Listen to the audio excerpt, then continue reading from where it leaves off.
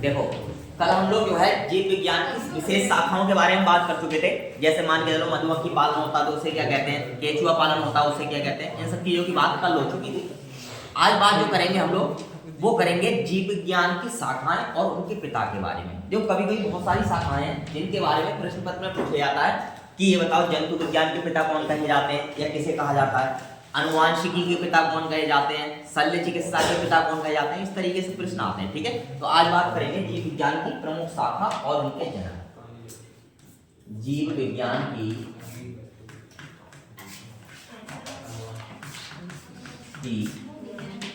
प्रमुख शाखा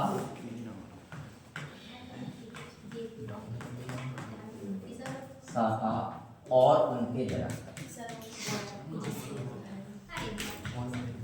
और उनके जनक। ठीक, जनक कह सकते हो या पिता कह सकते हो, कोई भी बात कही जाए एक ही बात है, ये मान के चलो। ठीक है, चाहे जनक के बारे में पूछ ले कि बताओ जीव विज्ञान का जनक कौन है या जीव विज्ञान के पिता कौन है, तो समझ जाना कि एक ही बात को जो है पूछा जा रहा है। ठीक, शुरुआत करते हैं एक एक करके। देखो सबसे पहले बात करी जाए तो सबसे पहले जानते हैं जीव विज्ञान के पिता के बारे में। किसके बारे में? जीव विज्ञान के पिता या जंतु विज्ञान के पिता, बॉक्सर और ये विकास और ये। सबसे पहले बात करते हैं जीव विज्ञान के पिता। कौन बताएगा ये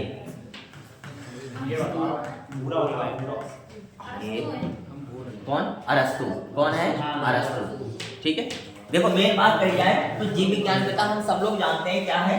अरस्तु को जो है जीव विज्ञान का क्या माना गया है? पिता माना गया है। ठीक है, क्या माना गया है? जीव विज्ञान का पिता माना गया है। आगे बात करते हैं, अगले आते हैं वनस्पति विज्ञान के पिता। कौन आते हैं? वनस्पति विज्ञान का पिता किसे माना गया? ठीक है, वनस्पति विज्ञान के पिता हाँ ठीक, कौन है? थियोफ्रेस्टस। कौन है? थियोफ्रेस्टस।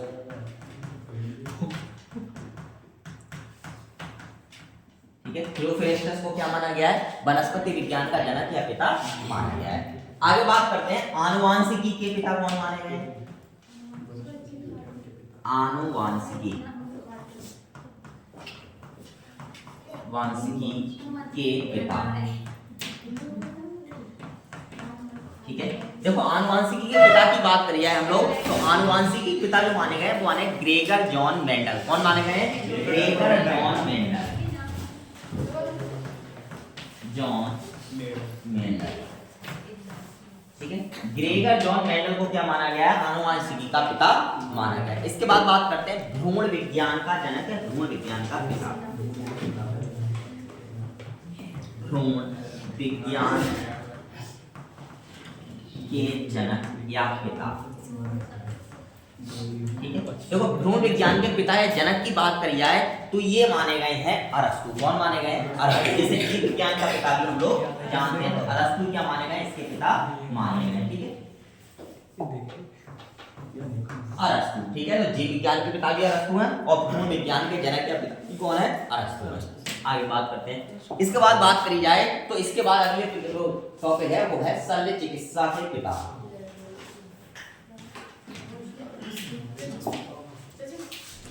शल्य चिकित्सा के पिता।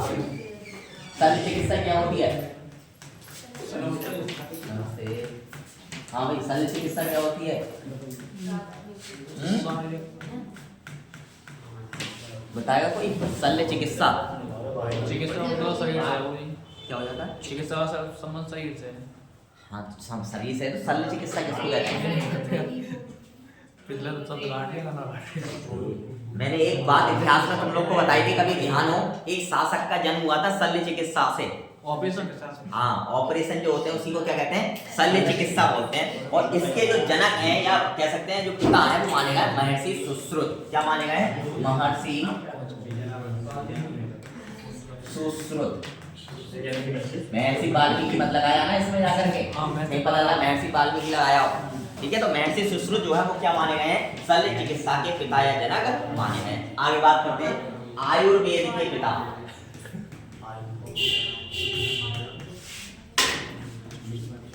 आयुर्वेद के पिता या जनक कौन माने गए? फुरकान बताओ। हाँ, आयुर्वेद कौन सा वेद है? पहला, दूसरा, तीसरा, चौथा? दूसरा। हाँ, क्या नाम? प्रमोद। दूसरा ही है। हाँ, इसका क्या नाम है? अंकित। हाँ, दूसरा। हाँ, चौथा। बताओ। तीसरा। हाँ, पीछे क्या?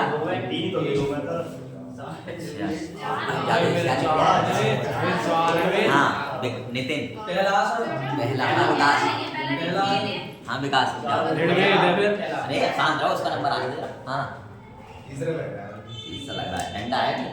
एक आदमी ऐसा नहीं है ना बेटा तुम में से। अरे आयुर्वेद कोई सा वेद है? चार में से तो फिर आयुर्वेद कोई सा वेद नहीं है। पहला वेद अगर बात करें ऋग्वेद, सामवेद, यजुर्वेद और अथर्ववेद, चार ही तो वेद है। नारायण को ये तो सोचते रह जाओगे। हाँ, तमाश वाला ये, ठीक है। तो इसके जो पिता माने गए वो माने गए महर्षि चरक। महर्षि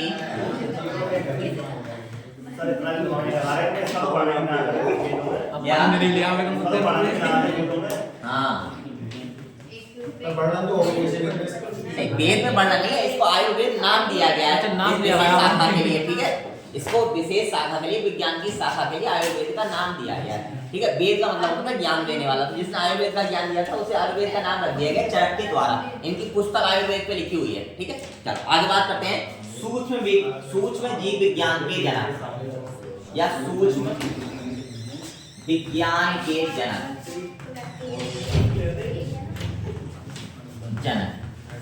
ठीक है। यानी इसको हम लोग माइक्रोबायोलॉजी के नाम से भी जान सकते हैं। ये कौन है? एंटोन वान ल्यूवेनहॉक, ठीक है। इसको छोटा सा नाम रखना, ल्यूवेनहॉक, ठीक है। ल्यूवेनहॉक को क्या माना जाता है? माइक्रोबायोलॉजी का जनक या फादर जो है माना जाता है, ठीक है। इसके अलावा बात करें, अगले आते हैं जीवाश्म विज्ञान के पिता। जीवाश्म विज्ञान के पिता, जीवाश्म क्या बोलते हैं? और जीवाश्म को और क्या कहते हैं अंग्रेजी में?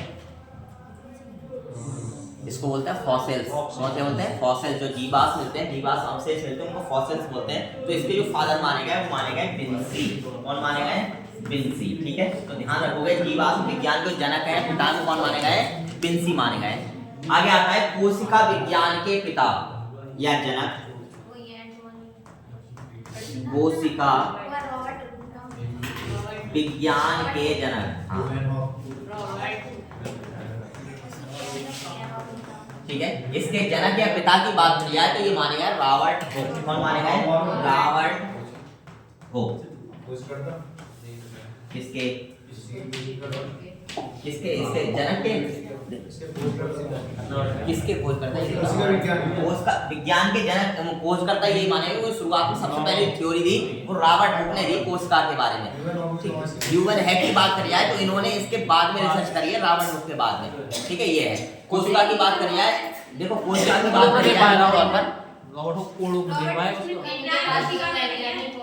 क्या? एक तो रॉबर्ट डाउन थे, उन्होंने कैंसर की खोज की। हाँ, देखो सबसे पहले खोजी गई कोशिका, फिर केंद्र खोजी गई।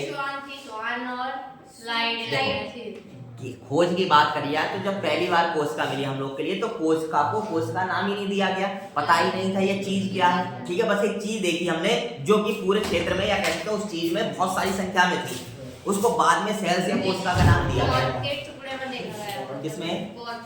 हाँ, कॉर्क के टुकड़े में। तो मेन चीज ये आई कि भाई उसको नाम ही नहीं दिया गया, कोशिका जैसा शब्द ही नहीं था उस समय। फिर उसका लगातार रिसर्च होती चली गई, तो पहले कोशिका ढूंढी गई, फिर केंद्रक ढूंढे गए, फिर और एलिमेंट जो थे जिनको हम जीव द्रव्य के नाम से जानते हैं वो खोजे गए थे, ठीक है। चल इसके बाद बात करते हैं भारत में कोशिका विज्ञान के जनक। ये कोशिका विज्ञान जनक है। और भारत की बात करी जाए, भारत में कोशिका विज्ञान के जनक, कोशिका विज्ञान, इसको दोबारा बोलो। ह्यूमिडिटी किसको कहते हैं? आर्द्रता को कहते हैं, नमी को। हाँ चलो ठीक है। भारत में कोश का विज्ञान का जनक कौन माना जाता है? तो अरुण कुमार शर्मा। कौन माने जाते हैं? अरुण कुमार शर्मा।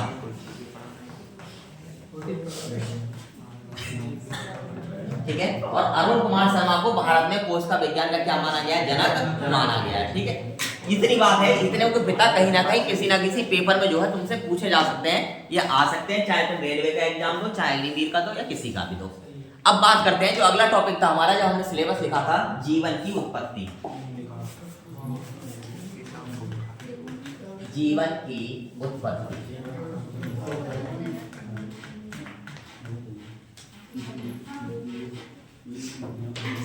देखो, जीवन की उत्पत्ति को लेकर बात करें तो आज भी लोगों के अलग अलग विचार और अलग अलग मत हैं, और पूर्ण रूप से जीवन कैसे आया इस मामले में कोई भी सही साक्ष्य प्रस्तुत नहीं कर पाया है। क्योंकि सही मामले में यह है कि जब एक कोशिकीय जीव भी नहीं हुआ करते थे तो फिर एक कोशिकीय जीव कैसे आए, फिर बहुकोशिकीय जीव कैसे बने। यानी बात ये आती है जीवन को लेकर के आज भी बहुत सारे मत जो है वो विस्तार पूर्वक नहीं है, क्या कहते हैं, पूर्ण रूप से व्याख्या नहीं कर पाते हैं कि पृथ्वी पर जीवन का जो है विकास या उद्भव कैसे हुआ। इस मामले में अगर देखें तो तीन परिकल्पनाएं प्रमुख आती हैं। परिकल्पना का मतलब है विचारधाराएं। ठीक है, तीन परिकल्पनाएं दी गई हैं इस मामले में। ठीक है, तीन परिकल्पनाओं की बात करें तो सबसे पहली आती है स्वतः जननवाद का सिद्धांत। बात है पीछे, स्वतः जननवाद का सिद्धांत का सिद्धांत। देखो, ये तुम सब लोग जानते हो कि वीडियो रिकॉर्ड होती है, तुम देख रहे हो या ना देख रहे हो, बहुत सारे ऐसे लोग हैं जो बाहर के भी देखते हैं, और उसके बाद तुम्हें बीच बीच में टोका जाता है शांत रहो शांत रहो शांत रहो। इतनी बड़ी तुम्हारी जो है कह सकते हैं वाहवाही हो रही है, इस मामले में तुम खुद विचार कर सकते हो, है ना, कि हर मामले में अगर बात कही जाए कि हर 10 मिनट बाद तुमसे कहा जाएगा भाई शांत रहो, फिर उसके बाद क्या होगा, उसके बाद ये होगा अरे भाई सोचेंगे दूसरी जगह, अरे बहुत बढ़िया सेंटर चल रहा है, ये तो भाई बच्चे बहुत शांत रह रहे हैं आगे। तो ठीक है, तो मेन चीज ये है कि इस चीज को विचार में थोड़ा सा रखा करो कहीं। ठीक है, चलो बाकी थोड़ा सा और अगर प्रस्तुत करना, अपने आप को और पॉपुलर करना, तो मैं एक एक करके नाम सबका बोलता रहूंगा, काम बोलता रहूंगा, नंबर पता सब बोलता रहूंगा। ठीक है, तो और सही रहेगा। चलो डायरेक्ट हमारे पास कॉल आया रहेगा, कोई बंगलोर का देखना होगा वहां का देखता है, तमिलनाडु का देखना होगा वहां। ठीक है, चलो तो पहला सिद्धांत है इसमें स्वतः जननवाद का सिद्धांत। दूसरा जो सिद्धांत है वो है जीवांत जीवोत्पत्ति का सिद्धांत। जीवांत जीवोत्पत्ति जीवोत्पत्ति का सिद्धांत। और तीसरे सिद्धांत की बात करें, तीसरा सिद्धांत या परिकल्पना जो दी गई है वो दी गई है ब्रह्मांडवाद का सिद्धांत। ब्रह्मांडवाद का सिद्धांत।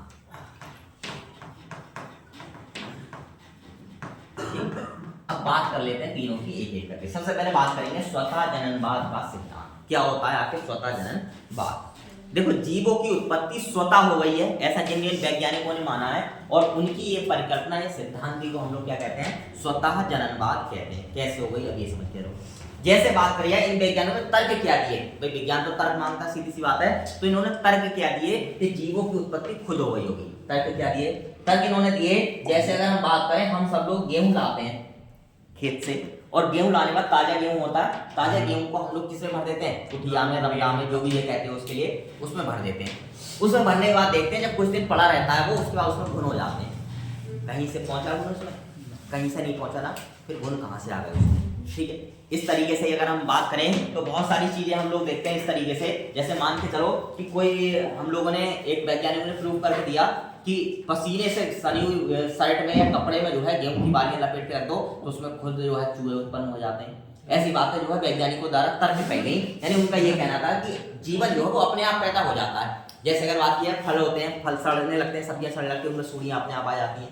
ठीक है, तो मेन चीज ये आती है कि ऐसा जो कहा या जिन वैज्ञानिकों ने ऐसी परिकल्पना दी उसी को कहा गया स्वतः जननवाद का सिद्धांत। यानी जीवन की उत्पत्ति स्वतः हो जाती है, ये बात कही उन वैज्ञानिकों के द्वारा। लेकिन इस बात का खंडन किया गया जीवांत जीवोत्पत्तिवाद सिद्धांत के द्वारा। क्यों किया गया? कारण ये था कि इन्होंने कहा कि ऐसा नहीं हो सकता, यानी किसी भी जीव की उत्पत्ति बिना जीव के नहीं हो सकती।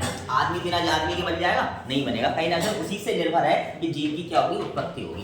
या दूसरा जो कीड़े मकोड़े हैं वो भी कीड़े मकोड़े से ही पैदा होंगे। यानी कहीं ना कहीं कोई भी प्रकार का जीवन है, चाहे एक कोष की हो, दो कोष की हो, बहुकोष की हो, कैसा भी हो, उसकी उत्पत्ति उसी के द्वारा संभव है। इस सिद्धांत को दिया गया जीवोत्पत्तिवाद। इसके लिए एक जो है उदाहरण प्रस्तुत किया गया।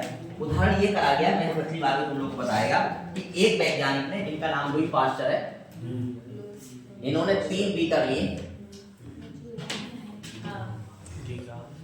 ठीक, और इसमें क्या करा, एक मांस का टुकड़ा सब में रख दिया।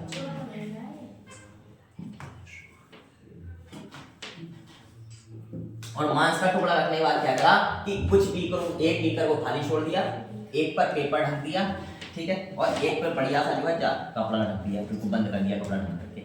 और उसके बाद कुछ दिनों बाद देखा गया कि जो खुला वाला बीकर था उसमें तो जो है कीड़े पड़ गए मांस में, और जो अन्य 2 बीकर थे उनमें कीड़े नहीं पड़े। अब बात आई क्यों नहीं पड़े, तो उनका कहा कि जीवों की उत्पत्ति जीवों से ही हुई है। इसका मतलब है कि जीव जो थे वो ऊपर के ऊपर रह गए, इसमें अंदर नहीं जा पाए, इसमें भी अंदर नहीं जा पाए, लेकिन इसमें पहुंच गए, इसलिए इसमें किया हो गए कीड़े हो गए। कीड़े की बात करें, सुड़ियों की बात करें, जब जानवर सड़ता है तो सुड़ियां पड़ जाती है उसमें, आखिर कहाँ से पड़ती है?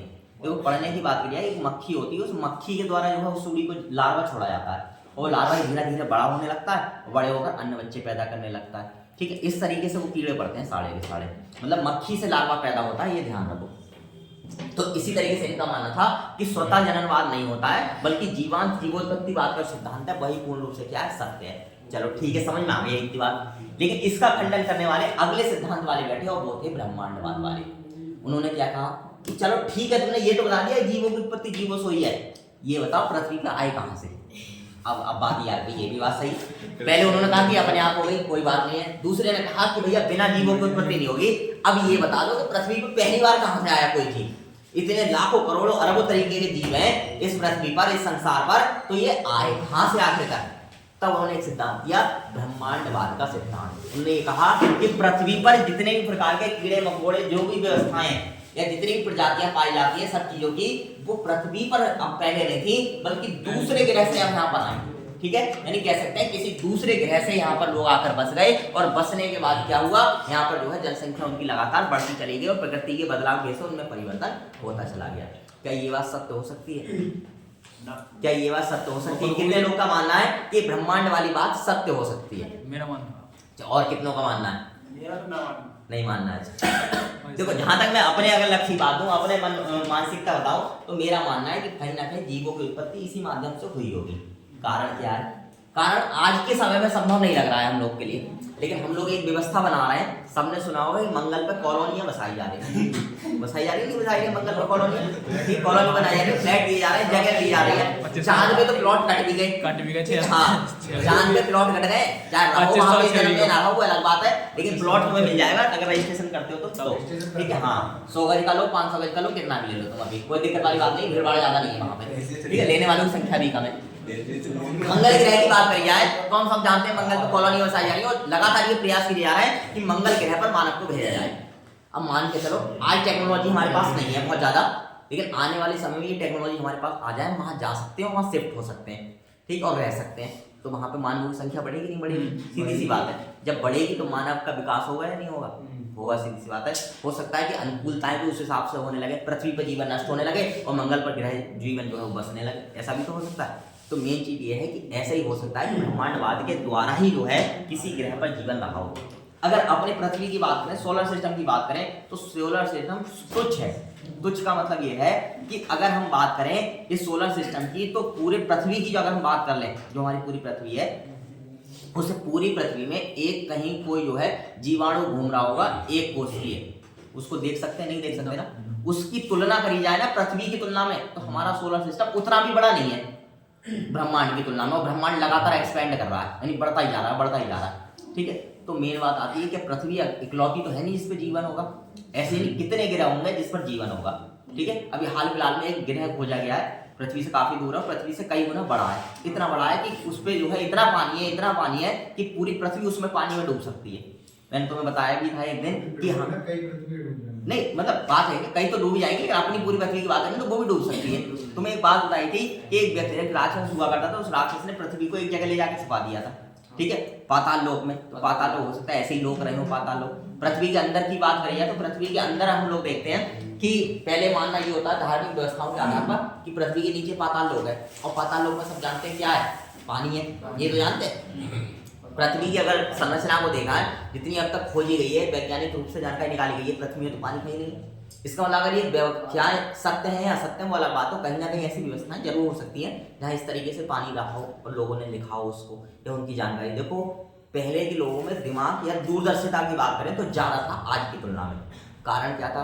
कारण ये था कि जो चीजें पहले लोग लिख के चले गए, कह के चले गए, वो आज के समय में सत्य हो रही हैं। ज्यादा पुरानी मत जाओ, अभी पीछे हाल फिलहाल में 1950-60 के आसपास पिक्चरें बनने शुरू हुई भारत में, और एक गाना आया था कि हंस चुंगेगा दाना तिनका, कौवा रोटी खाएगा, कौवा मोती खाएगा।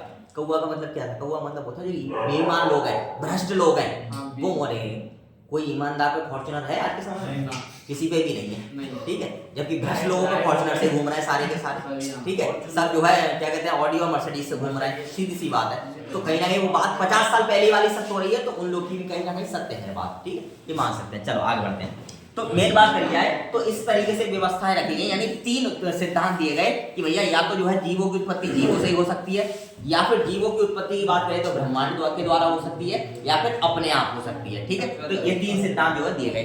चावल रख देते हैं हम लोग, चावल फ्रेश चावल लेकर के आते हैं, और फ्रेश चावल लाने के बाद हम लोग उसमें दवाइयां ना रखें तो उसमें सुड़ियां पड़ जाती हैं। तो मेन चीज आती है कहाँ से आती हैं, डालते हैं उसमें ले जाकर के, कहीं से ही डालते हैं, जबकि बंद करके रखते हैं बिल्कुल अंदर अलमारी में रखते हैं जो व्यक्ति। हाँ वही तो बात कह रहा हूँ कि उसकी अगर बात करी जाए तो कहीं पूर्ण रूप से बंद करके रखा जाता है, और बंद करके रखते हैं तो सुनिया उसमें पड़ जाती है। फिर भी ऐसा आखिर क्यों होता है? आटा रखते हैं हम लोग, बंद करके रखते हैं, आटे में पड़ जाती है, ऐसा क्यों है आखिरकार? तो व्यवस्थाएं कहीं ना कहीं बहुत सारी बातें हैं जिनके तथ्य आने अभी भी बाकी हैं। विज्ञान कितना भी तरक्की कर ले, लेकिन प्रकृति के मामले में अगर हस्तक्षेप करता है तो बहुत सारी चीजों के जवाब आज भी नहीं है, ठीक है। चलो आगे बढ़ते हैं। ये थे 3 सिद्धांत जो कि जीवन की उत्पत्ति के बारे में बताए गए। अगला जो टॉपिक आता है हमारा इसी चैप्टर में, वो आता है वैज्ञानिक नामकरण। वैज्ञानिक नामकरण, इसको हम लोग दूसरे नाम से भी जानते हैं, और वो है द्विनामकरण पद्धति के नाम से, ठीक है। इसकी अगर हम बात करें तो इस वैज्ञानिक नामकरण को दूसरे नाम से जानते हैं, और वो है द्विनामकरण पद्धति। किस नाम से जानते हैं? द्विनामकरण पद्धति के नाम से।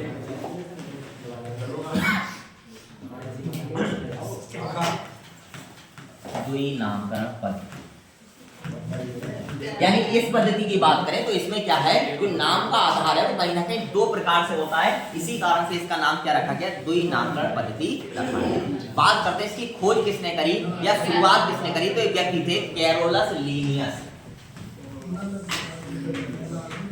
कैरोलस लीनियस, ठीक है। कैरोलस लीनियस नाम के व्यक्ति थे, इन्होंने ही सबसे पहले द्विनाम पद्धति की शुरुआत करी, कह सकते हैं खोज करी। कब करी थी? तो ध्यान रखना 1753 ईस्वी में। कब करी? 1753 ईस्वी में। हाँ बोलो, क्या कह रहे थे अभी विकास? नाम चेंज मिल रहा, ये कह रहे थे? नहीं नाम यही है। देखो मैं बता देता हूँ, स्पेलिंग कहीं पे भी चेक करोगे सब जगह एक मिलेगी, प्रोनाउंसिएशन अलग मिलेगा। जितनी भी किताबें ज्यादातर छापी जाती हैं वो इंग्लिश से हिंदी में ट्रांसलेट करी जाती है गूगल के द्वारा, उसके बाद छापी जाती है, इसलिए नाम जो है वो चेंज हो सकता है प्रोनाउंसिएशन के हिसाब से, ठीक। चलो आगे बात करते हैं। इसके अलावा बात करिए तो 1753 में इन्होंने क्या करी? खोज करी, और इसी कारण से इन्हें एक विशेष नाम का दर्जा दिया गया, वो दिया गया वर्गीकरण के जनक के नाम से, ठीक है। तो इन्हें क्या कहा जाता है? वर्गीकरण का जनक कहा जाता है। किसमें? जीव विज्ञान में, ठीक है। तो जीव विज्ञान में वर्गीकरण का जनक किसे कहा जाता है? कैरोलस लीनियस को वर्गीकरण का जनक कहा जाता है। इसी के साथ साथ बात करें, इन्होंने जो है इस द्विनाम पद्धति की शुरुआत करी।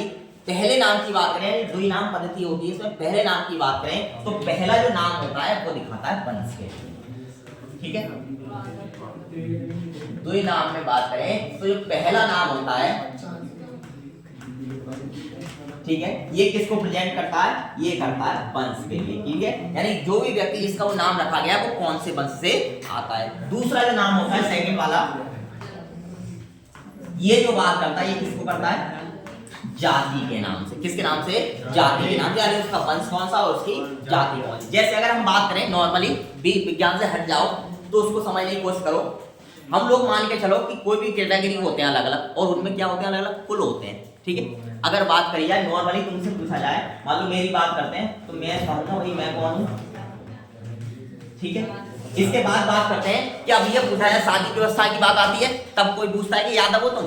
जब कोई रिश्ते वाले देखने आते हैं देखने जाते हैं तो पूछता है यादव हो, गए या अपनी जाति में गए होते हैं। फिर वहां क्या पूछते हैं? फिर पूछते हैं कुली, कुल या कुली जो भी कह सकते हो, कुल पूछते हैं। अब मेन बात ऐसे ही है बिल्कुल दुई नामकरण पद्धति की भी। जैसे अगर बात की जाए तो पहली इसके वंश को रिप्रेजेंट करती है और दूसरी इसकी जाति को करती है। मैं सब यादव ऐसे बहुत सारे होंगे जो इस वंश के होंगे, लेकिन मेरी कुली के कुछ होंगे उसमें से यादव।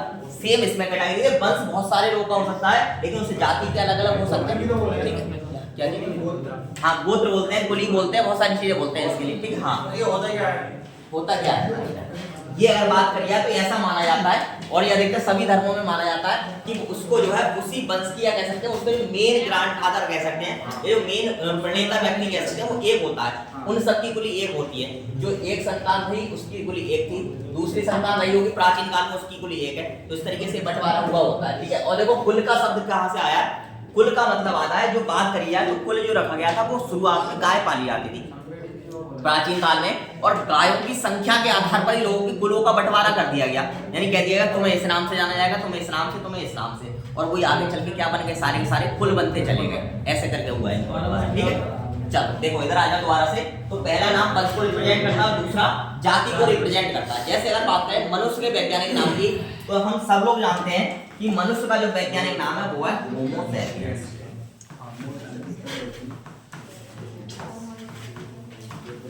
ठीक है। होमो सैपियंस, ठीक है। जिसमें होमो की बात करी जाए तो होमो जो दर्शाता है वो दर्शाता है हमारे वंश को, और सैपियंस जो दर्शाता है उसको दर्शाता है जाति के लिए। किसके लिए दर्शाता है? जाति के लिए दर्शाता है। तो इस प्रकार से नाम रखे गए द्विनाम पद्धति के आधार पर।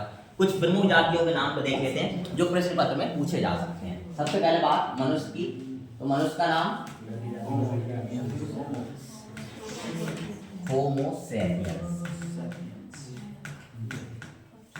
अच्छा, होमो सैपियंस कौन से वाले मनुष्य को कहा जाता है?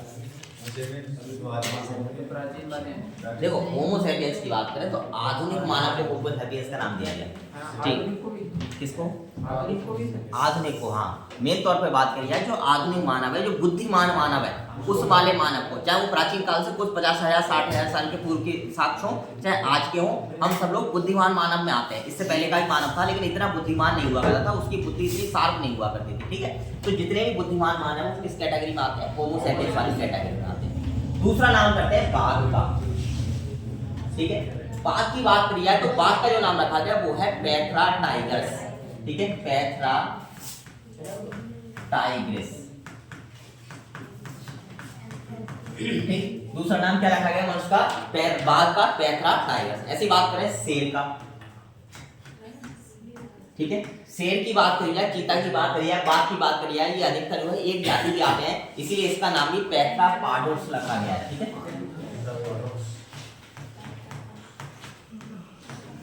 ठीक है, पैथरा पाडोस शेर का नाम रखा जाता है। ऐसी बात करते हैं मेढक का नाम बहुत पूछा जाता है पेपरों में, तो इसका नाम है राणा टिंगरा,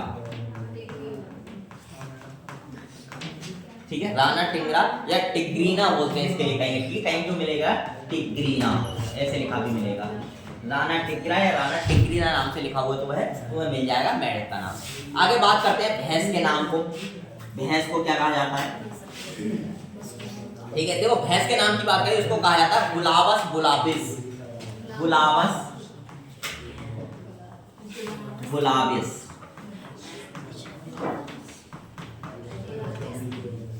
ठीक है। बुलावस बुलाबिस जो किसको कहा जाता है? भैंस को कहा जाता है। ऐसी बात करें बरगद को लेकर के, देखो बरगद जो आता है वो फाइकस कैटेगरी का आता है, ठीक है। तो इसका नाम रखा जाता है फाइकस, ठीक है, फाइकस। और फाइकस का तुमने देखा होगा सड़कों के किनारे भी बहुत सारे पेड़ लगे होते हैं जिसको फाइकस के नाम से जानते हैं। पेड़ गार्डन जो लगाते हैं उसमें भी फाइकस के नाम से जानते हैं। तो मेन तौर पर बात करी जाए इसको बहुत सारे नामों से आता है, फाइकस बहुत सारे होते हैं, ठीक है। बरगद की बात करें तो इसको कहा जाता है फाइकस बोधालिसिस, बोधालिस, ठीक है, ये किसका नाम रखा गया है? बरगद का नाम रखा गया है। ऐसे बहुत सारे नाम हैं जो तुम्हें नोट्स में आगे चल के मिल जाएंगे। लिखना है, कर लो नोट। देखो जितने भी तुम्हें ये पीडीएफ दी जा रही है उन सबको नोट करते रहो हर हाल में, ठीक है, तभी कामयाब होगे। नहीं तो पता चला, मैंने कल भी समझाया कि तुम्हारे हाथ में कुछ नहीं मिलेगा, लगेगा, ठीक है, लास्ट में देखो जब निचोड़ देखोगे तो फिर मजबूरी हो जाएगी तुम्हारी। चलो आगे बढ़े। देखो अगले बात करते हैं, अब बात करते हैं जीव जगत का वर्गीकरण। विशेष तौर पे इस टॉपिक पे ध्यान रखना है तुम लोग के लिए, ठीक है। तो अगला टॉपिक है अपना जीव जगत का वर्गीकरण। जीव जगत का वर्गीकरण, और ये इस चैप्टर का लास्ट टॉपिक होगा, ठीक है। ये चैप्टर, ये टॉपिक जैसे ही खत्म होगा वैसे ही समझ लेना इसका क्या हो जाएगा, चैप्टर का अंत हो जाएगा और हम लोग नए चैप्टर पे आ जाएंगे। देखो जीव जगत के वर्गीकरण की बात करी जाए मुख्य तौर पर तो इनको 5 भागों में बांटा गया है। कितने भागों में बांटा गया है? 5। कौन कौन से, ये समझने की क्लास करो। पहला आता है मोनेरा जगत, मोनेरा जगत या मोनेरा वर्ग भी कह सकते हैं इसके लिए। दूसरा जो आता है वो आता है प्रोटिस्टा,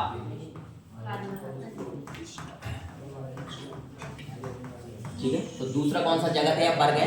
प्रोटिस्टा वर्ग है, प्रोटिस्टा जगत है। तीसरा जो आते हैं उसमें आते हैं सारे कवक, ठीक है, जिसको हम फंगीसाइड भी बोलते हैं, फंगस भी बोलते हैं, ठीक है, कवक। इसके बाद जो आते हैं चौथे में वो आते हैं पादप, यानी जितने भी पेड़ पौधे होते हैं उनका वर्ग आता है। और 5वें में आते हैं जंतु, ठीक है। इन वर्गों को अलग अलग बांटा गया, यही कह सकते हैं जीव जंतुओं का वर्गीकरण किया गया। कितने भाग में है? 5 भाग में इनका वर्गीकरण किया गया है। इसमें सबसे पहले मोनेरा जगत आता है, फिर प्रोटिस्टा आता है, कवक आते हैं, पादप आते हैं, जंतु आते हैं।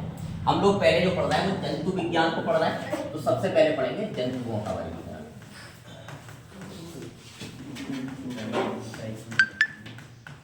जंतुओं का वर्गीकरण,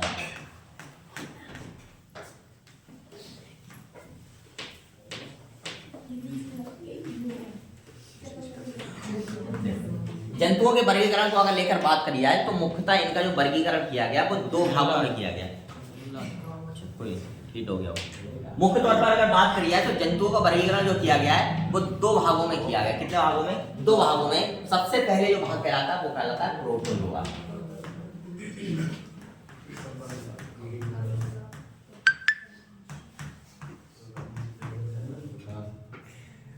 ठीक है। सबसे पहला जो जंतु जगत का भाग किया गया प्रोटोजोआ कहलाता है। दूसरा जो कहलाता है वो मेटाजोआ कहलाता है। कौन सा कहलाता है? मेटाजोआ। अब बात करते हैं कि दोनों में अंतर क्या है, प्रोटोजोआ में और मेटाजोआ में। देखो अंतर की मुख्य तौर पर बात करी जाए तो प्रोटोजोआ वे जंतु होते हैं जो सारे के सारे एक कोशिकीय होते हैं। कैसे होते हैं? एक कोशिकीय। मेटाजोआ जो होते हैं जो सारे के सारे बहुकोषीय होते हैं।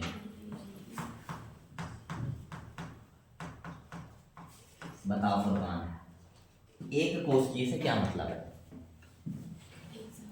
जिसकी बॉडी एक सेल से एक ही सेल। हाँ फुरकान, चलो कोई बात नहीं, बहुकोशिकीय की बता दो अब शाम को।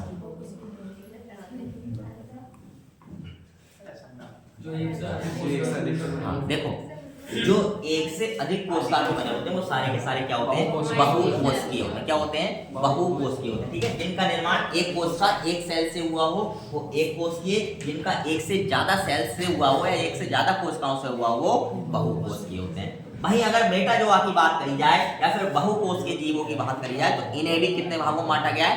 2 भागों में बांटा गया है, ठीक है। सबसे पहले बात करते हैं 2 भागों में कौन कौन से भागों में इनको बांटा गया है।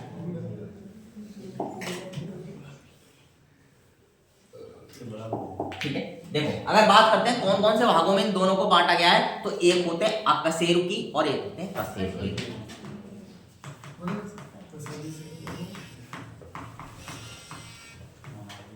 और दूसरे कशेरुकी, ठीक है। इन 2 भागों में किसको बांटा गया है? बहुकोशिकीय जीवों को, प्राणियों को बांटा गया है, ठीक है। बात करते हैं अकशेरुकी जो प्राणी होते हैं इनके कौन कौन से भाग होते हैं या कौन कौन से भागों में इनका विभाजन किया गया है। सबसे पहले अगर बात करी जाए तो अकशेरुकी प्राणी में सबसे पहला वर्ग आता है वो आता है पोरीफेरा। पोरीफेरा संघ, पोरीफेरा संघ, ठीक है। यानी पहले जो रखे जाते हैं वो कौन से संघ के प्राणी रखे जाते हैं? पोरीफेरा संघ के प्राणी रखे जाते हैं। दूसरे की बात करें तो दूसरा आते हैं सीलेंड्रेटा। सीलेंड्रा, इसको सीलेंड्रेटा भी बोलते हैं, ठीक है, और सीलेंड्रेटा भी बोलते हैं। तो इस तरीके से दूसरा जो नंबर आता है वो किसका आता है? सीलेंड्रेटा का आता है, ठीक। इसके बाद की बात करें यानी तीसरे नंबर पे कौन रखा जाता है? तो प्लेटी हेलमेंथीज रखे जाते हैं। कौन रखे जाते हैं? प्लेटी हेलमेंथीज।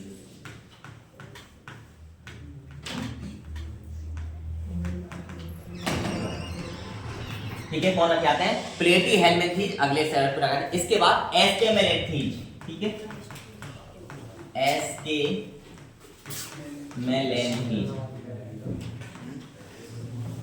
ठीक। अगला जो ग्रुप रखा जाता है इनको संघ भी जोड़ सकते हैं सबके आगे, ठीक है। इस संघ के रहते ही, संघ का मतलब समूह सही है, ठीक है। तो अगला जो अध्ययन किया गया वो एलिमेंथी पे किया गया। इसके बाद की बात है फिर आते हैं एनिलिडा। कौन आते हैं? एनिलिडा। देखो एक चीज और ध्यान रखना, ये क्रम से ऐसे ही रखो, इस बात की कोई जरूरत नहीं है, ठीक है। बस एक विभाजन किया गया है, क्रम इसका कोई नहीं है, ठीक है। इसके बाद बात करें एलिनिडा के बाद, एलिनिडा के बाद जो आते हैं वो आते हैं आर्थ्रोपोडा। आर्थ्रोपोडा,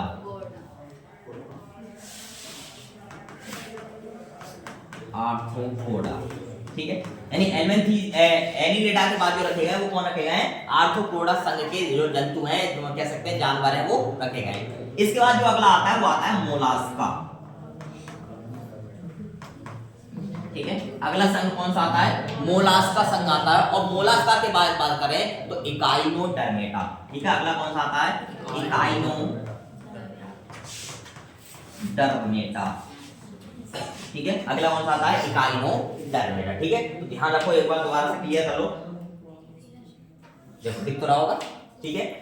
सबसे पहले बात करें जीव जंतुओं को कितने भागों में बांटा गया? तो दो भागों में बांटा गया। पहला प्रोटोजोआ, दूसरा मेटाजोआ। प्रोटोजोआ वह जंतु कहलाते हैं जो एक कोशिकीय होते हैं, और मेटाजोआ वह कहलाते हैं जो बहुकोशिकीय होते हैं, ठीक है। यानी जिनका शरीर एक कोशिका से बना होता है वह एक कोशिकीय कहलाते हैं, जिनका शरीर एक से ज्यादा कोशिकाओं से बना होता है वो बहुकोशिकीय, ठीक है। आगे बात करते हैं बहुकोशिकीय कितने भागों में बांटा गया? दो भागों में बांटा गया, जिसमें से पहले कहलाते हैं अकशेरुकी और दूसरे कहलाते हैं कशेरुकी। अकशेरुकी की बात करें पोरीफेरा संघ कहलाता है इसमें। दूसरी बात करें सीलेंड्रेटा संघ कहलाता है, प्लेटे हेलमेंथीज कहलाता है, फिर एस्केमेलेंथीज कहलाता है, फिर एनिलिडा, आर्थ्रोपोडा, मोलास्का और इकाइनोडर्मेटा। बात करते हैं कशेरुकी और अकशेरुकी। देखो बात मुख्यतः करी जाए तो जिनमें भी रीढ़ की हड्डी पाई जाती है वो सारे के सारे कशेरुकी होते हैं, जिनमें नहीं पाई जाती है वो अकशेरुकी होते हैं। क्लियर हो गया? चलो ठीक है, ध्यान रखना इस बात को कि जितने भी जो है, अगर कशेरुकी की बात कर लें कि कशेरुकी कौन से भागों में बांटे गए हैं, कितने भागों में बांटे गए हैं, तो इनका सिर्फ एक ही भाग होता है और वो होता है कॉर्डेटा संघ। कौन सा? कॉर्डेटा, ठीक है। इनको कितने भागों में बांटा गया है? कॉर्डेटा संघ में। जितनी भी रीढ़ वाले जानवर हैं, रीढ़ वाले जंतु या जो कह सकते हैं जो प्रजातियां हैं, वो सारी की सारी किस में आएंगी? कॉर्डेटा संघ में आएंगी, ठीक है। अब बात करते हैं एक एक करके सभी की। सबसे पहले बात करेंगे प्रोटोजोआ की, ठीक है। कौन सा वाले की? प्रोटोजोआ।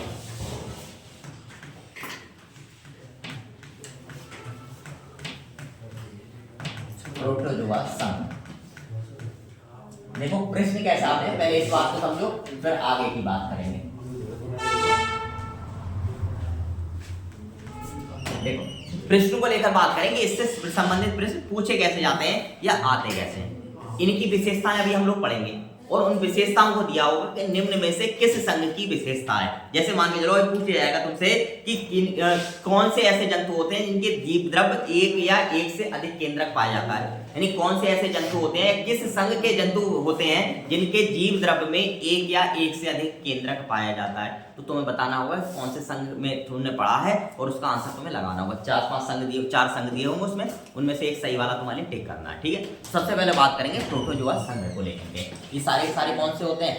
एक कोशिकीय, बहुकोशिकीय। एक कोशिकीय होते हैं, एक कोशिका वाले होते हैं, ठीक है। विशेषताओं की बात करें, सबसे पहले बात करते हैं विशेषता सबसे बड़ी तो ये है कि संसार के जितने भी अगर एक कोष के जीव है वो सारे के सारे किस में रखे जाते हैं, प्रोटोजोआ संघ में रखे जाते हैं। ठीक है, तो संसार के एक कोष के जीव के एक कोषीय जीव इसी संघ में आते हैं। ठीक है, यानी पूरी दुनिया में जितने के बारे में हम जानते हैं उनका अगर कोई भी एक कोष के जीव है तो किस संघ में रखा जाएगा, एक प्रोटोजोआ संघ में रखा जाएगा। प्रश्न ऐसे ही आ सकता है कि संसार के एक कोष के जीव किस संघ में रखे जाते हैं, तो कौन से संघ में रखे जाते हैं, प्रोटोजोआ संघ में रखे जाते हैं। दूसरी बात करते हैं, इनका शरीर कितनी कोशिकाओं से निर्मित होता है, तो ध्यान रखना इनका जो शरीर होता है, शरीर एक कोशिका से निर्मित होता है। किससे होता है, एक कोशिका से निर्मित होता है। निर्मित का मतलब बना हुआ। ठीक है, तो ध्यान रखिए इनका शरीर यानी प्रोटोजोआ संघ होता है, इनमें जो जीव पाए जाते हैं उनका शरीर किससे बना होता है, एक सिंगल कोशिका से बना होता है। आगे बात करते हैं, इनके जीव द्रव्य में, इनके जीव द्रव्य में एक या एक से अधिक, एक या एक से अधिक केंद्रक पाए जाते हैं। एक या एक से अधिक केंद्रक पाए जाते हैं, पाए जाते हैं। ठीक है, क्लियर, ध्यान रखना कि एक या एक से अधिक जो केंद्रक पाए जाते हैं वो किस किस कोशिका में पाए जाते हैं, प्रोटोजोआ संघ में पाए जाते हैं। इसके बाद बात करें किस प्रकार के होते हैं, तो ध्यान रखोगे ये स्वजीवी, क्या हो गया, ये स्वजीवी और अरे परजीवी, ये स्वजीवी और परजीवी दोनों प्रकार के होते हैं, दोनों प्रकार के होते हैं। देखो स्वजीवी का मतलब होता है जो अपना भोजन स्वयं बना ले, वो स्वजीवी होते हैं। जो अपने भोजन के लिए दूसरों पर डिपेंड रहे वो कौन से होते हैं, परजीवी होते हैं। ठीक है, ये क्लियर हो गया। अब बात करते हैं उदाहरण की। उदाहरण में पूछेगा तुमसे कि निम्न, ये उदाहरण या कह सकता है जैसे मान के चलो एक उदाहरण इसका युगलीना, युगलीना में पूछ ले युगलीना कौन से संघ में रखा जाता है या कौन से संघ का जंतु है। ठीक है, तो उदाहरण बात कर लेते हैं क्या करके।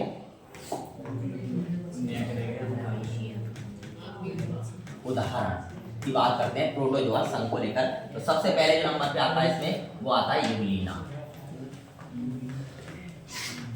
तो लिख रहा है, ठीक है, तो पहला जो हमारा उदाहरण आता है वो क्या आता है, युगलीना। दूसरी बात करें तो एक आता है पिनोसोमा, पिनोसोमा। पिनोसोमा कितने कोशिका से मिलकर बना है, क्या नाम है इसका, मोनू नहीं, क्या नाम है इसका, अंकित, अनिकेत, अंकित, निखिल, अच्छा हाँ निखिल बताओ। जो पिनोसोमा होता है वो कितनी कोशिकाओं से मिलकर के बना होता है, नहीं पता बेटी, ऐसे क्या सुनिए भाई, यहाँ पे आए हो, फीस भी दी जाएगी, दे दी फीस, हाँ तभी तो नहीं सुना, अभी बात करते हैं फीस के मामले। ठीक है, जितनी फीस देते हैं वो सब ध्यान से सुनते हैं, जो नहीं दे रहा है फीस टाइम पे वही गड़बड़ कर रहे हैं बस। चलो देखो, पिनोसोमा का बात है जिस ग्रुप के जितने भी जंतुओं की बात करें सब एक कोशिकीय होते हैं। ठीक है, अगली बात करें तो अगला आता है अमीबा, फिर आता है एंटमीबा, बात है नहीं अब। ठीक है, अगला कौन सा आता है, एंटमीबा। इसके बाद बात करें तो आता है प्लाज्मोडियम। कोई बताएगा प्लाज्मोडियम के बारे में,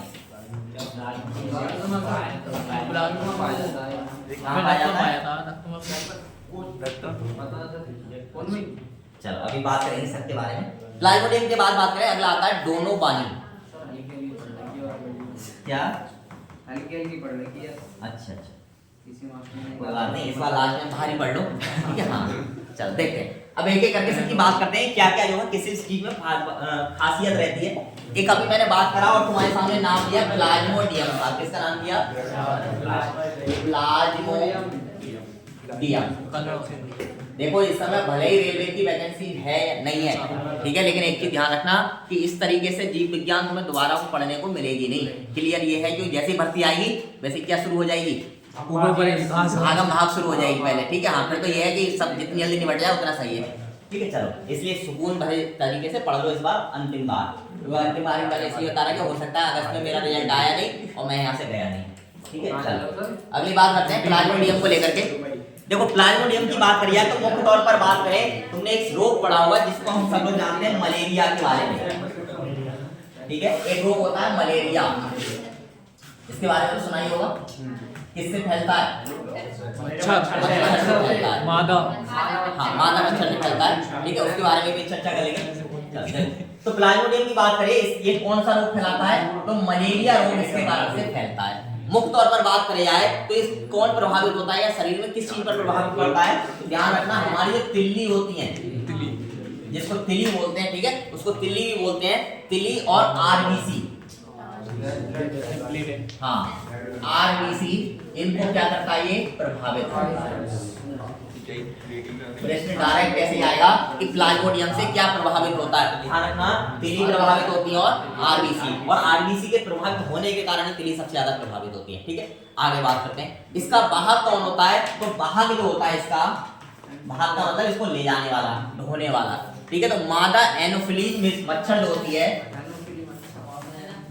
एनोफिलीज मच्छर, ठीक है, ये इसकी क्या होती है? वाहक होती है। अब बात ये आती है कि मादा एनोफिलीज की वाहक क्यों होती है इसकी? ठीक है, हाँ पुराने वाले बताओ कोई। मादा एनोफिलीज इसकी वाहक क्यों होती है? नर क्यों नहीं होता? क्या ये काटती है? आगे नहीं काटता है। जरा इसका नाम सुन लो, ये क्या कह रहा है? हाँ देखो, एक अब शांत हो जाओ। एक रियलिटी है इसमें कि अगर बात करी जाए मादा मच्छर को लेके, या मादा एनोफिलीज मच्छर से ही मलेरिया क्यों फैलता है, ये इसकी वाहक ये क्यों होती है? देखो सही बात ये है, इतिहास गवाह है कि महिलाएं खून चूसती हैं। ठीक है, हाँ सही बात यही है। ठीक है, और कारण ये है नर से क्यों नहीं फैलता? क्योंकि नर मच्छर जो है कभी भी खून नहीं चूसता है। ठीक है, मादा मच्छर ही खून चूसती है। क्यों? क्योंकि उसको अपने अंडे पालने होते हैं, और अंडों को पालने के लिए वो अपनी जो पोषक तत्वों की पूर्ति करने के लिए क्या करती है? खून चूसती है। और खून जब चूसेगी तो उसी पे तो जाएगा प्लाज्मोडियम। ऐसा तो नहीं है जो जा ही नहीं रहा मनुष्य के शरीर में अपनी जीवन क्रिया करने के लिए, तो उस पे जाके क्या करेगा? तो मादा मच्छर की चोंच पर या कह सकते हैं नाक पर बैठ जाता है, चिपक जाता है, और चिपकने के बाद क्या होता है? उसके साथ ही हमारे शरीर में इंजेक्ट कर दिया जाता है, यानी पहुंचा दिया जाता है नसों में हमारी। और जैसे ही नसों में पहुंचता है ये बहने लगता है और अपनी संख्या को वहां जाकर बहुत तेजी से क्या करने लगता है? बढ़ाने लगता है। और बढ़ाने के बाद क्या करता है? सबसे ज्यादा प्रभावित आरबीसी पड़ता है, जिसकी वजह से तिल्लियां क्या हो जाती हैं? प्रभावित हो जाती है। ठीक है, चलो दूसरी बात करते हैं। एक दूसरा भी हमने पढ़ा जिसको हमने कहा एंट अमीबा या एंटी अमीबा। ठीक है, दूसरा था एंट अमीबा। हाँ खून चूसे आगे, मैंने कह दी बहुत डांटे तुमने। ठीक है, देखो एंट अमीबा की बात करें तो एक रोग होता है हम सब लोगों में, दांतों में रोग पाया जाता है, और उसको हम सब लोग जानते हैं पायरिया के नाम। ठीक है, किसके नाम से? पायरिया के नाम से जानते हैं। इसमें क्या होता है? इसमें जो मनुष्य के मसूड़े होते हैं उनसे क्या होने लगता है? ब्लड आने लगता है। ठीक है, तो मसूड़ों से खून आना, पायरिया में क्या होता है? मसूड़ों से खून आने लगता है, और यही इस पायरिया की क्या होती है? पहचान होती है। कहीं से दांत टूटेगा नहीं, कुछ नहीं होगा, बस मसूड़े जो होते हैं दांतों की साइड से क्या होता है? ब्लड आने लगता है उनमें। कुछ खाओगे नहीं तब भी नॉर्मल अगर रहोगे, मान लो खाने पीने पे आता तो अलग बात है, लेकिन नॉर्मल भी रहोगे, बैठे हुए हो, बातचीत कर रहे हो, अचानक ब्लड निकलने लगेगा, तो रोग कौन सा होता है? पायरिया रोग होता है। किसकी वजह से होता है? एंट अमीबा की वजह से होता है। ठीक है, इसका दूसरा जो नाम रखा गया, पूरा नाम एंट अमीबा का, एंट अमीबा जिंजीबेलिस। ठीक है, क्या नाम रखा गया है? एंट अमीबा जिंजीबेलिस। ठीक है, इसका पूरा नाम है एंट अमीबा जिंजीबेलिस, क्योंकि अमीबा कई प्रकार के होते हैं, जिसमें से एक ये है एंट अमीबा जिंजीबेलिस। अगली बात करें, अगला होता है दूसरा, जिसको नाम दिया गया है एंट अमीबा हिस्टोलिटिका। एंट अमीबा हिस्टोलिटिका।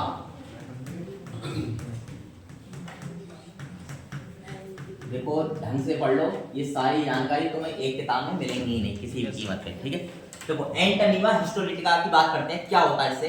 इससे होती है आंतें प्रभावित। क्या होती हैं? आंतों को प्रभावित करता है। और आंतों में क्या करता है, आंतों में घाव बना देता है, ठीक है। और उसकी वजह से बात करें कौन सा रोग हो जाता है, तो ध्यान रखना इससे जो होता है वो पेचिस रोग होता है। कौन सा? पेचिस।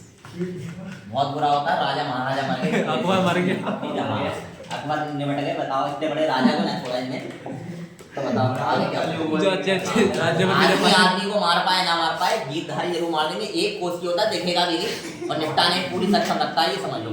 चलो आगे बात करते हैं। तो इसीलिए कभी भी किसी को कमजोर नहीं समझना चाहिए। अगला बात करते हैं, एक होता है टिप्टोनोसोमा। टिप्टोनोसोमा, अच्छा हाँ तो जब बताओ टिप्टोनोसोमा कौन से संघ का है? प्रोटोजोआ संघ। कौन सा संघ का है? प्रोटोजोआ संघ। क्या करता है ये करता है मस्तिष्क को प्रभावित। क्या करता है? मस्तिष्क को प्रभावित करता है।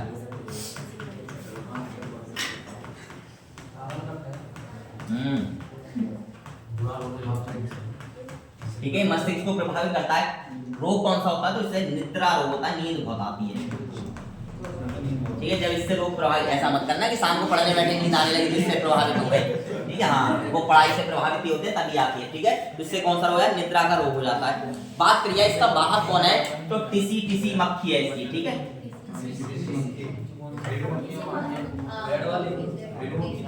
कौन सी? वेल मक्खी कौन सी हो, ठीक है।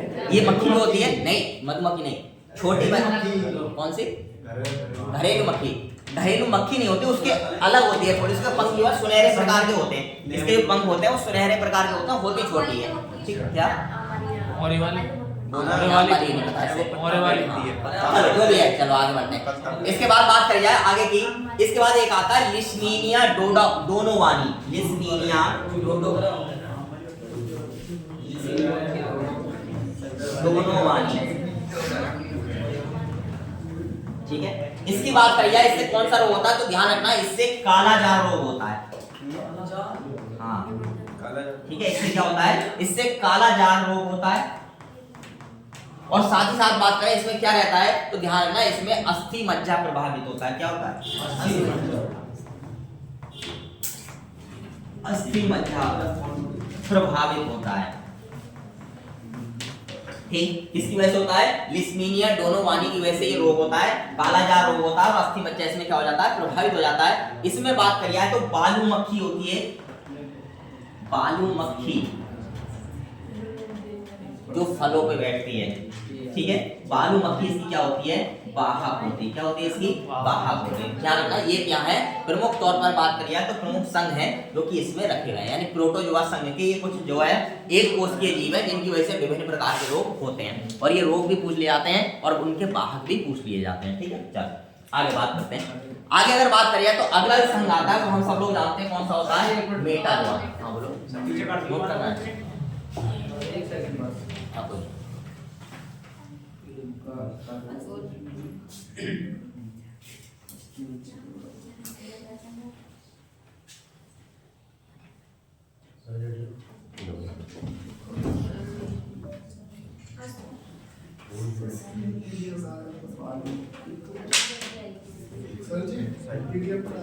हाँ पीडीएफ मिलेगी। आपने कल वीडियो सुबह डाली थी। देखो वीडियो अपलोड हो जाती है, ऐसा होता है बहुत सारी वीडियो तो मैं एक साथ नहीं डालता हूँ, धीरे धीरे करके करता हूँ। सुबह हाँ चलो आगे बढ़े। हाँ क्या कह रहे थे? क्या कह रहे थे? हाँ बोलो। आज वाली सुबह मिल जाती है, ये कहना चाह रहे हो? आज मिल गई ना, सुबह मिल गई ये वाली। अपलोड हो जाती है, अपलोड तो तुरंत हो जाती है। मेन चीज है मैं पब्लिक करता नहीं हूँ उसके लिए, जिससे कि सारी की जैसे मान लो एक वीडियो देख ली 10 20 50 लोगों ने, फिर उसके बाद दोबारा देख ले दूसरी वीडियो, एक साथ सारी आ जाएंगी तो कम लोग देखेंगे उसके लिए, इसलिए रणनीति के साथ चला जाता है। पढ़ने के लिए टाइम नहीं मिलता। अच्छा अच्छा चलो तो एक साथ कर लेंगे, मुझे तो अपलोड ही करनी है सारी की सारी। देखो चलो आगे बात करते हैं। तो सबसे पहले बात करते हैं मेटाजोआ संघ की। किसकी अब बात करेंगे?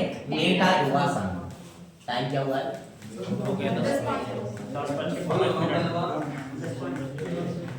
मेटाजोआ संघ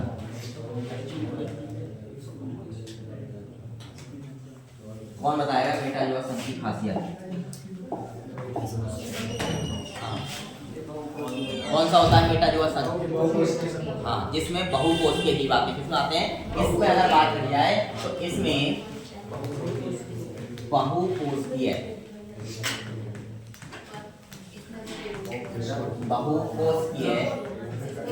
जीवों का अध्ययन किया जाता है। बहुकोषीय जीवों का अध्ययन किया जाता है। ठीक है, अगर बात करी जाए कि मनुष्य का अध्ययन कौन से संघ में करा जाएगा तो मेटाजोआ में करा जाएगा। मेटाजोआ। कछुए का अध्ययन मेटाजोआ। यानी कि बात करते हैं जितने भी दिख रहे हैं हमारे लिए, ठीक है, वो सारे के सारे ऐसे मान लो दिख भी रहे हैं नहीं भी दिख रहे हैं, लेकिन एक से ज्यादा कोशिका से उनका शरीर निर्मित है, तो सबको हम लोग किसमें पढ़ेंगे? मेटाजोआ संघ में पढ़ेंगे। ठीक है, इसमें सबसे पहले जो बात करी जाएगी वो करी जाएगी पोरीफोरा संघ। किसकी? पोरीफोरा। कहीं कहीं तुम्हारे लिए पोरीफोरा की जगह पेरीफोरा भी लिखा मिल सकता है। ठीक है, इस बात का भी तुम लोग को ध्यान रखना है। ठीक, चलो पेरीफोरा संघ की बात करते हैं। इसमें कौन कौन सी खासियत होती है या विशेषताएं होती हैं? ठीक, देखो विशेषताओं की बात करें, सबसे पहली विशेषता की अगर हम बात देखें इसमें, तो सबसे मेन विशेषता जो मिलेगी वो मिलेगी खारे पानी में पाए जाते हैं। सारे सारे कहाँ पाए जाते हैं? खारे पानी में पाए जाते हैं। खारे पानी में पाए जाते हैं। तो इस विशेषता को ध्यान रखना। प्रश्न ऐसे आ सकता है तुम्हारे से कि पोरीफोरा संघ के जीव होते हैं वो कहाँ मिलते हैं? तो अधिकतर हमारे कहाँ मिलते हैं? खारे पानी में मिलते हैं। खारे पानी का मतलब है डायरेक्टली समुद्र में मिलते हैं। ठीक है, आगे बात करते हैं। इसके बाद बात करते हैं इनके शरीर पर छोटे छोटे छिद्र होते हैं। इनके शरीर पर छोटे छोटे छिद्र होते हैं।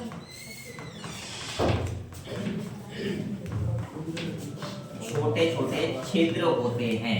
ठीक है, छिद्र का मतलब दिखते नहीं है लेकिन होते हैं। ठीक है, इसके अलावा बात करी जाए तो और क्या कहा जाता है? इन छिद्रों को अगर नाम पूछे जाए क्या कहा जाता है? तो ऑस्टिया कहा जाता है। क्या कहा जाता है? ऑस्टिया। ठीक, तो ध्यान रखेंगे इनके शरीर पर छिद्र पाए जाते हैं, उनको क्या कहा जाता है?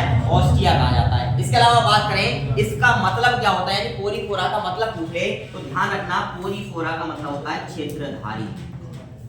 पोरीफोरा छिद्रधारी।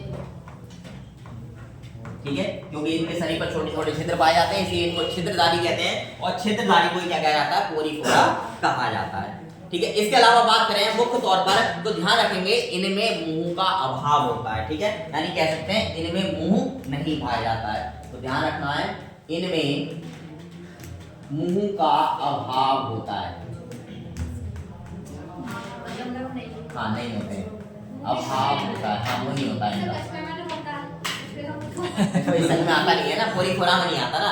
मेटाजोआ में रख सकते हो लेकिन पोरीफोरा में नहीं आएगा। ठीक है, पोरीफोरा संघ में नहीं आएगा वो।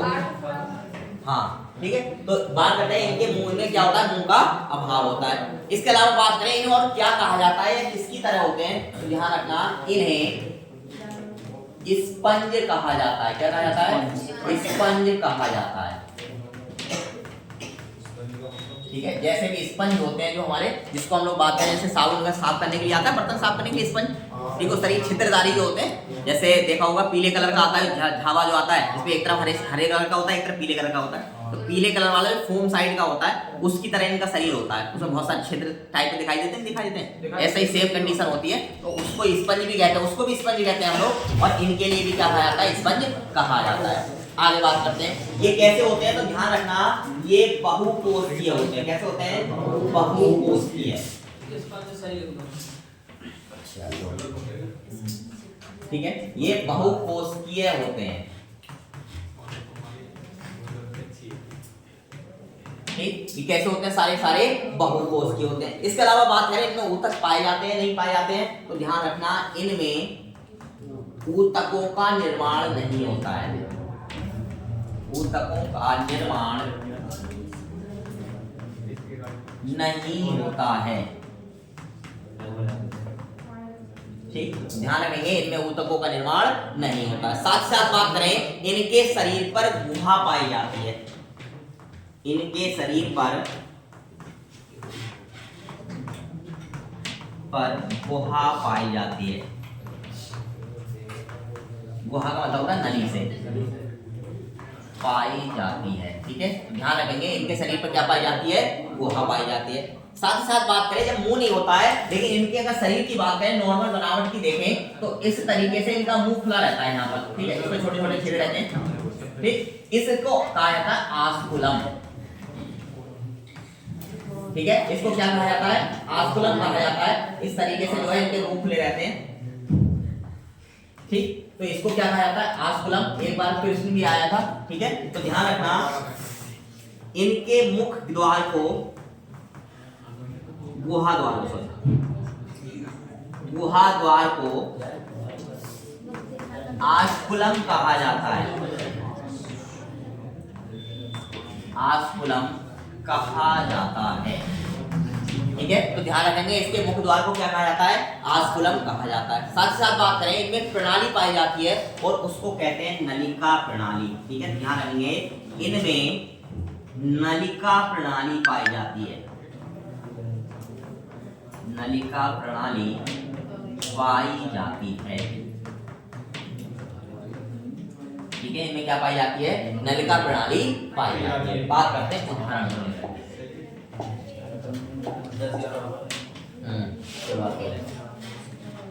उदाहरण की बात करते हैं कौन कौन से जीव जंतु इसमें रखे जाते हैं। सबसे पहले बात करें, पहला आता है स्पंजिला। स्पंजिला, ठीक है, पहला कौन सा आता है, स्पंजिला आता है। दूसरे की बात करें तो एक आता है ल्यूकोसोनोलिया। ल्यूकोसोनोलिया,